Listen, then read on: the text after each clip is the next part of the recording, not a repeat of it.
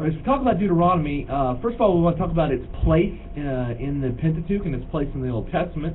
Of course, some scholars want to separate Deuteronomy from the Pentateuch, make it the start of what's called the Deuteronomistic history. Martin Note is the scholar of note on that, if you pardon the pun. But when we look at Deuteronomy, we do see that it is unique. Whereas the rest of the Pentateuch seems to be a narrative and continuing in a narrative, by the time we get to Deuteronomy, it shifts from just a narrative, even though it is presented as dialogue, that it's the speeches of Moses. It's not so much a story as it is the speeches of Moses. And so it is a little bit different than the rest of the book of the Pentateuch, but we see that its place in the Pentateuch is necessary, and that it finishes the story of Moses. And it is addressing the new generation, the generation that came out of the wilderness, the second generation after the disobedient one died out after the 40 years in the wilderness. So this new generation is about to enter the promised land, and of course because of that they need to be reminded of their covenantal obligations, the covenantal obligations of living in the land and the blessings and curses that go along with that. And so Deuteronomy serves as the end of the Pentateuch, and we cannot separate it from the rest of the Pentateuch. However, we do want to recognize also that it serves as, well, as one scholar calls it, almost the constitution of the people of Israel in the land. It's not quite that, but it does serve a similar function in that it is, in a very real way, one of the main governing, it gives the governing principles of how the people are to live in the land. And that is a theme that runs throughout Deuteronomy, as you saw as you read through it, this constant reminder of when you're in the land you will do this, when you're in the land you will not do that.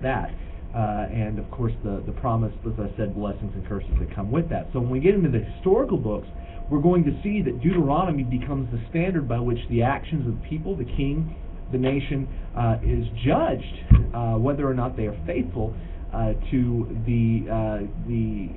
what was instituted specifically in Deuteronomy. And so Deuteronomy does serve as a hinge between the Pentateuch and the historical books. It's looking back in that it interprets what happened before, but it also is looking forward in that it's telling the people when you go into the land that you're about to enter, this is how you will live. Now, I've mentioned twice now the blessings and curses, and this brings up the question of the so-called Deuteronomistic theology, which is the idea that if you obey, you get blessings; if you disobey, you get curses. This isn't a prosperity gospel.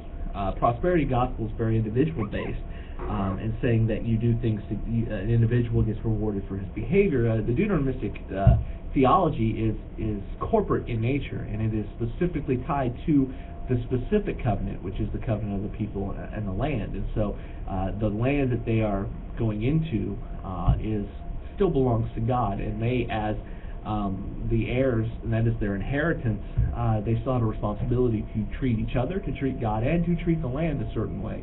And there are consequences for either obeying or disobeying. So it's not a prosperity gospel as much as it is a covenantal stipulation that the corporate nation of Israel has in the land.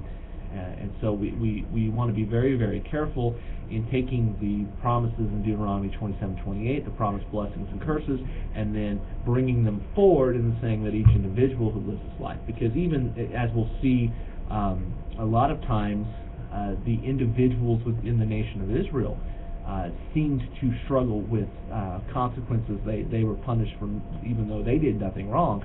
We see this most especially in Job, even though Job was not part of the covenant of people.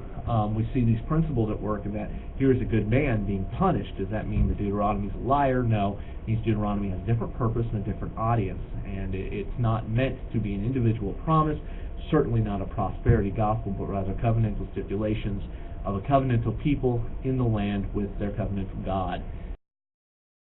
Deuteronomy.